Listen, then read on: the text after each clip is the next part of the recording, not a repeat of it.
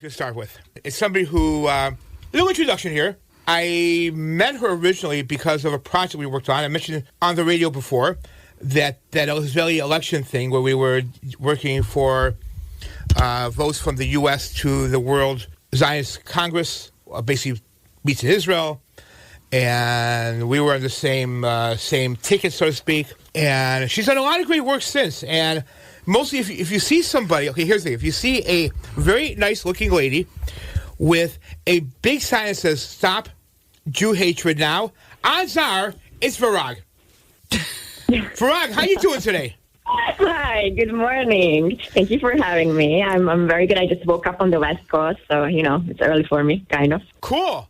So tell me, where are you right now? Yeah, I'm in San Diego because we have an upcoming rally, in solidarity with all the Jews who have been attacked lately in the United States and standing up against Jew hatred. So we have a huge rally here in San Diego on July 25th, and that's why I'm here helping out. Yeah, and whenever I talk to you, you're never in the same place twice. So, but here's my question for you. I have one important question for you. How does a non-Jewish lady from Hungary end up being one of the people running the Stop Jew Hatred campaigns? Well, that doesn't happen overnight. I have to admit that. So I have my own special story that I, talk about, and that gives me actually the strength and the hope that we can change things. Because I'm coming from a rather anti-Semitic background, and before anybody, labels me, oh my God, who she is, I always say there are different types of anti-Semites. One is hateful, one is ignorant. So I was ignorant, okay? I grew up on the Jewish stereotypes, the Jewish jokes. And 2011, 12, that's when my journey started. And I started to ask myself the hard question, who told me to be so negative about the Jews? Was there any Jew who ever harmed me? Like, who told me this stereotypical views?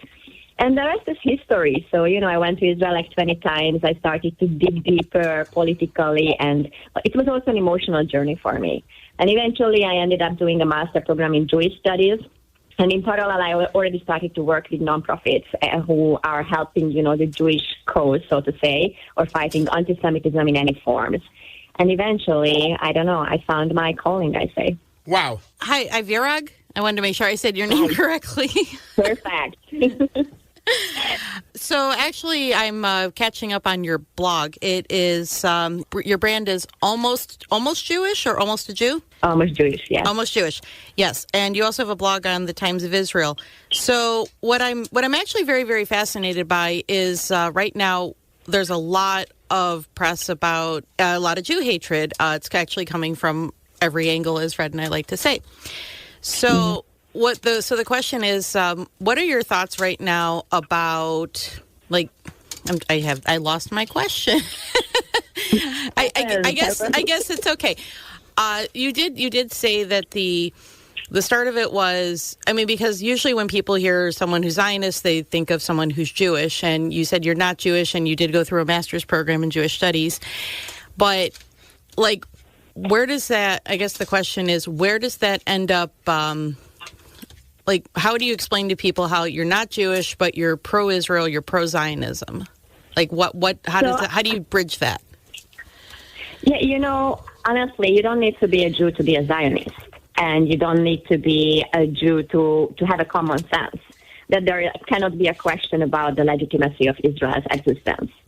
So, I understand where Zionism is coming from. I have a whole master's degree, but what I try to explain to people, especially for my generation and the next generation, when you say, Zionism is 3,000 years ago history, basically, Hashem promised the land to the Jews, you kind of lose the current generation with that. So regardless of Jew or non-Jew, because we cannot even remember what happened 2 years ago, let alone 3,000 years ago. It's not relatable. So to answer your question, I am not Jewish, but I have a country called Hungary, and nobody questions the legitimacy of its existence. But when it comes to Israel, we all know the spiel around that. So for me, Zionism, in a very contemporary sense, is the civil rights movement of the Jewish people. And if I am entitled for my country or to my country, then so are the Jewish people. So I don't need to be Jewish to understand this concept. And, I do get attacked, don't worry, many, many times from certain, even Jewish communities, how dare a non-Jew say something. And first of all, I'm never telling you how to break the halal and Shabbat, so I'm not going into the the Judaism per se. That's a whole different story and a whole different journey for me. But Zionism is simply common sense, and it's a civil rights issue. I like how you bridged it as a common sense and civil rights issue, because that's where it's all getting lost right now. Because of course, what we're hearing in a lot of different circles is, what about the Palestinians? Don't they have rights? Don't they have the right to exist? So what do you say to that? Yes, they do have the right to exist, and we need to help them, not to be under a terrorist regime.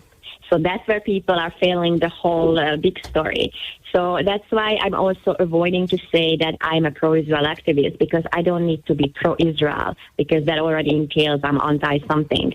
No. Palestinian Arabs are unfortunately suffering, but not because of Israel, but sadly because they are led by a terrorist group. And the moment we forget to mention this tiny little detail that it's a terrorist group, we are actually failing our future because we legitimize terrorists. So that's my point of view here. That's amazing. So I'm going to be honest. Most of what I know about Hungary is what I learned with World War II. So I love this. I love this. No, I love the story of Hannah Senesh. And so that's whenever I think of Hungary, I think of her. But after the war, what was going on with Jewish sentiment in Hungary?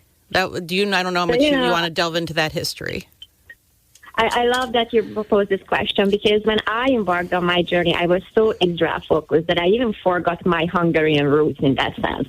And that there was one journalist who translated one of my articles to Hungarian, and then it became a whole different or an expanded mission for me.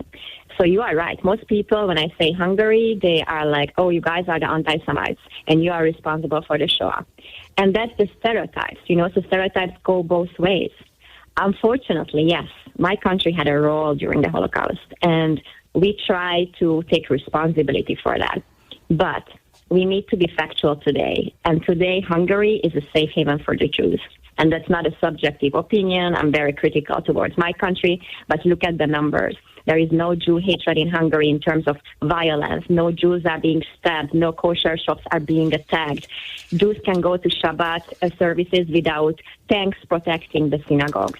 Whereas in Western Europe, the situation, unfortunately, is way darker, and it's very bad. So I do believe, and, I spend also time in Hungary talking with the Jewish communities there, and I'm involved in that. So what we need to acknowledge here, I think our generation is responsible for our future. So we cannot get stuck in the past. We need to know about the past, take responsibility, but the future is on us. And I believe that Hungary is doing really well when it comes to this now. Well, that's amazing. And Fred and I were talking recently. You were part of a rally in D.C.? Do you want to talk a little bit more about that? Yes, so I actually represented a movement. I'm trying to encourage people to do the same. It's called End Jew Hatred. So what is very important that it's a novelty in the Jewish community, because we are organizing a grassroots movement as opposed to adding another organization. And what this movement is hoping to achieve is, to be very blatant here, is like what the BLM did for the black people, that it's a grassroots movement. So when there is an injustice against the black community, you don't need to ask twice. The whole community is mobilized and they are requesting justice. I'm not endorsing here all the looting and violence and things, so that's a subjective and personal opinion that I don't endorse BLM on that. But the core essence here is that the Jewish community is really failing to stand up for itself.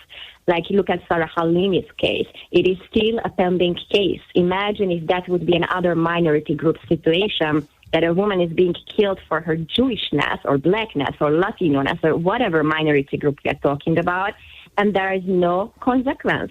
The guy runs free because he was smoking weed. What kind of precedent it is showing to the world?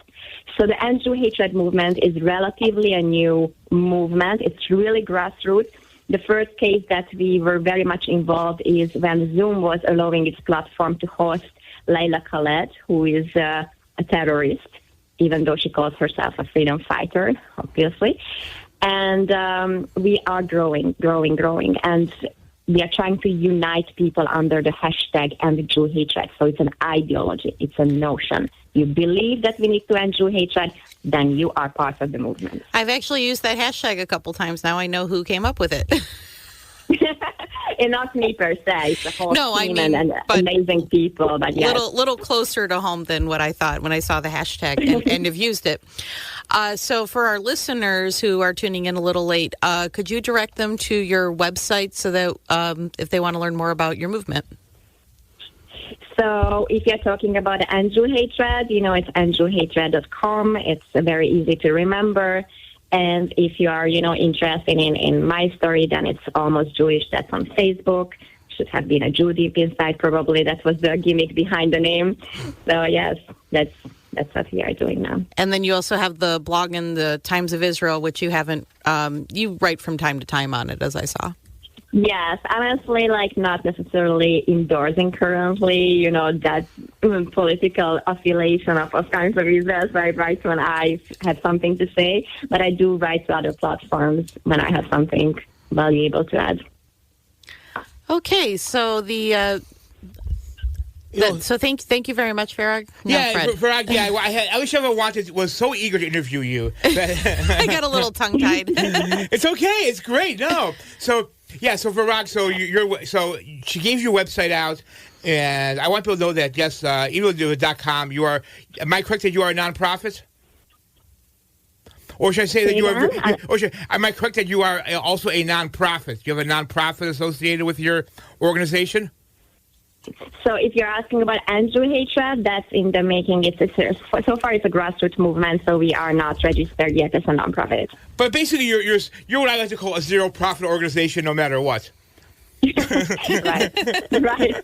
So we are in for the cause, not for the profit. That's the profit. Exactly. Ending Jew hatred. And Virag, you do a great job. I want to thank you for coming on. I know it was kind of hard to get a hold of you this week.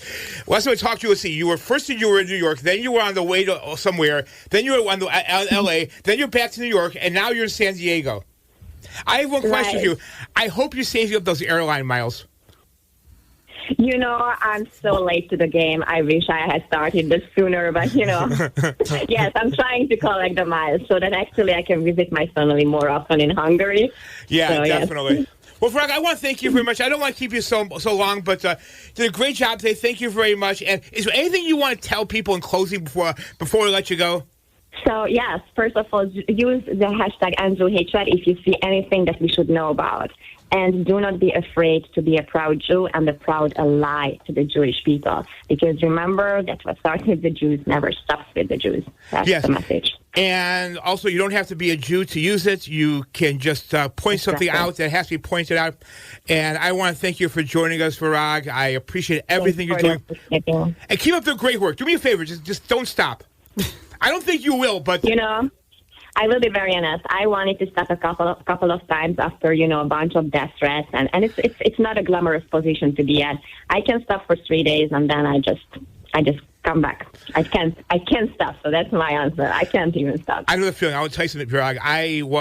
A number of years ago, I was a very well-known writer, and I got a book out. I've done TV, news appearances. And a few weeks ago, what happened was, about 15 years ago, my father got sick.